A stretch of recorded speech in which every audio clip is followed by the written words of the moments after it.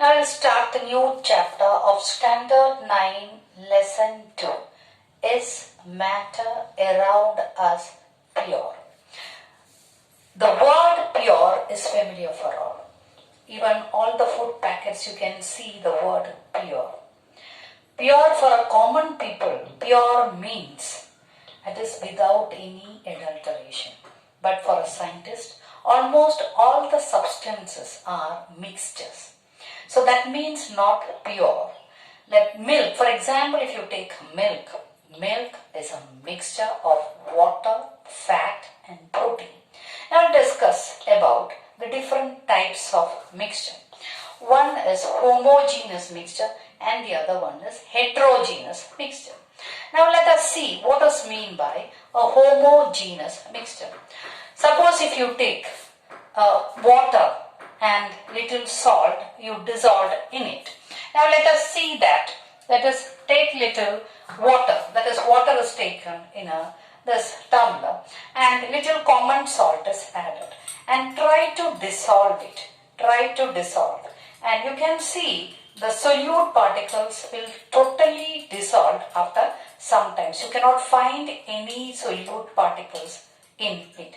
And such type of mixture which is called a homogeneous mixture. All the particles will be totally dissolved and this mixture is called a homogeneous mixture. Now let us see what is meant by a heterogeneous mixture.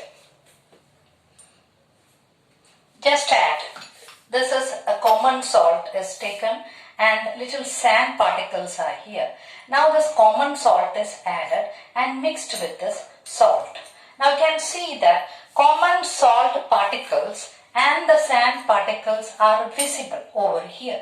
Even it is not completely dissolved in it and you can see the mixture of a common salt as well as the sand particle and such type of mixture which is called a heterogeneous mixture.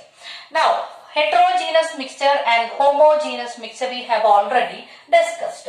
Now we will go back to another important example, that is alloys. Now what are alloys? Alloys. Now alloys are also a homogeneous mixture.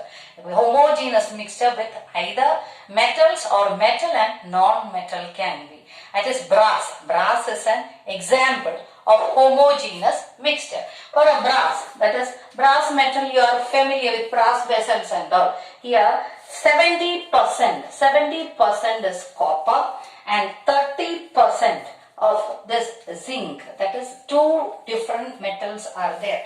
This is an example for this brass vessel.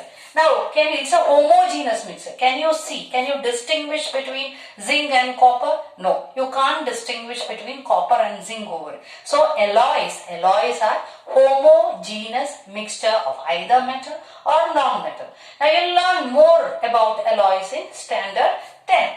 So, we have already discussed about the homogeneous mixture, heterogeneous mixture and this alloys. Now let us see what is meant by a solute, solvent and a solution. For that we will discuss first the different types of solute, solvent and solution. What is meant by that? Now suppose sodium chloride, NaCl, sodium chloride, when it is mixed with water, you will get a mixture of NaCl plus water. That is, now what is mean by this? The sodium chloride which is called a solute. This is called a solute and water is called a solvent and this mixture which is called a solution. Which is called solution. So what is mean by the solute? Solute means that the substance which dissolve in the solvent which is called a solute and solvent can dissolve the solute and the mixture of solute and solvent which is called a solution. Now what are the properties of solution? Now we have already seen and this solution. Sodium chloride is mixed with water. It is called a solution. We have already seen it's a homogeneous mixture. That's an important property. It's a homogeneous mixture. Now you can see the solution of sodium chloride over here.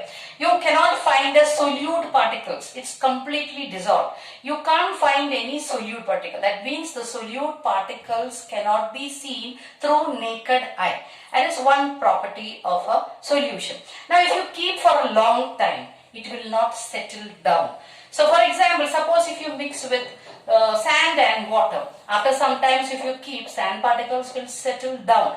But sodium chloride and water, when it is mixed, the solute particles will not settle down. That's another important property of a solution. Now if a beam of light, if it falls, it will not scatter. That means the path of the light is not illuminated. Now if you pour this water, that is a solution, into a filter paper, you can't find solute particles in this filter paper because it will not suspend.